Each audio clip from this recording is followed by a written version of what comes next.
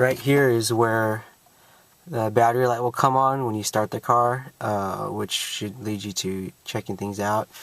So to show if it's bad, there's a few ways you can do it. There's one way is with the multimeter. You'll set this to volts DC. So basically you just hook up the positive, negative, and you'll see it's right around 12, which it should be because it's a 12 volt battery. But if you start the car and your alternator is running correctly, it'll go higher. It'll go up to around 14. But if it stays the same or goes below 12, then you know something's wrong with your alternator. So we'll go ahead and start the car right now. So you can see it dropped under 12. So the battery's not getting charged right. So the alternator is probably not running right. So it's right under 12. Another way to test it, let's say you don't have a multimeter and you can't find one, the easiest way to check it is to start the car like it is now, and then you unhook the positive side. If the car dies, then it's usually the alternator. And another indicator too, which the reason why you're probably checking this out, is the light, the battery light is on right there, and it will come on and stay on after you have the car on. So right now I'll unhook the battery to.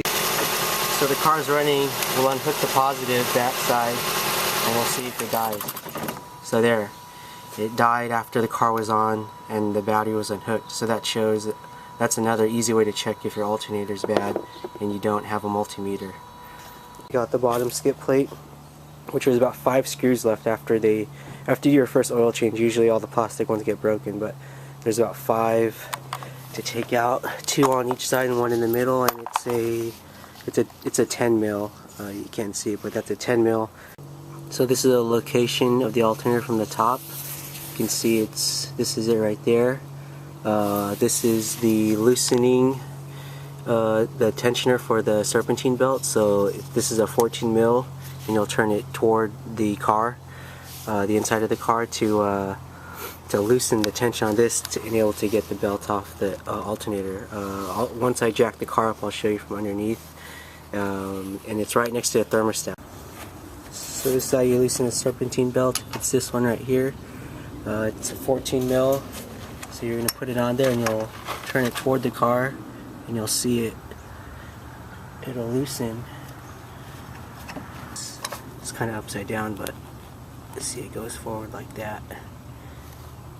The passenger tire, and this is the alternator. So there's 3 bolts. There's one here, and then there's one up there, and then right there, and then there's one on the top we'll have to take out. And this is the electrical connection you'll have to undo.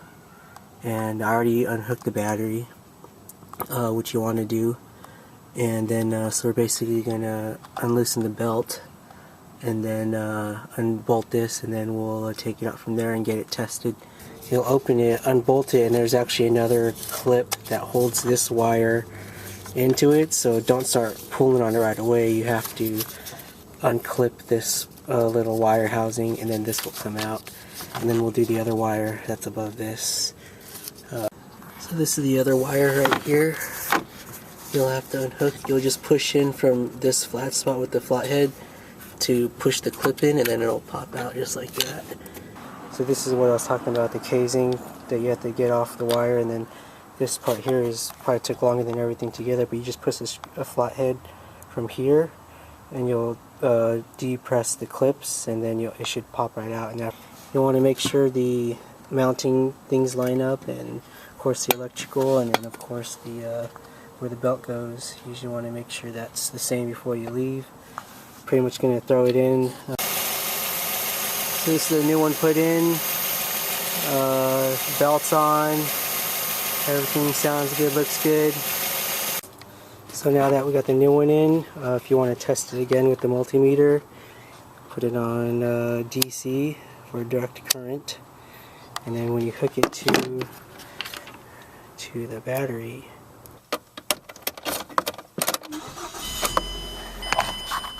battery lights off, and your multimeter should be up around 14, because that means the alternators, the car's running off that now. I mentioned before that you could unhook the battery to see if the alternator is working right and the car shut off earlier, but now that the new one's in, when I unhook the positive, the car should still keep running now that we have a brand new one in there. So I'll show you that right now.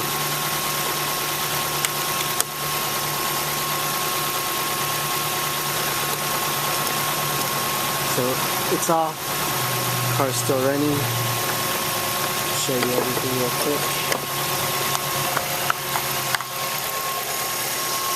So here's the alternator down there.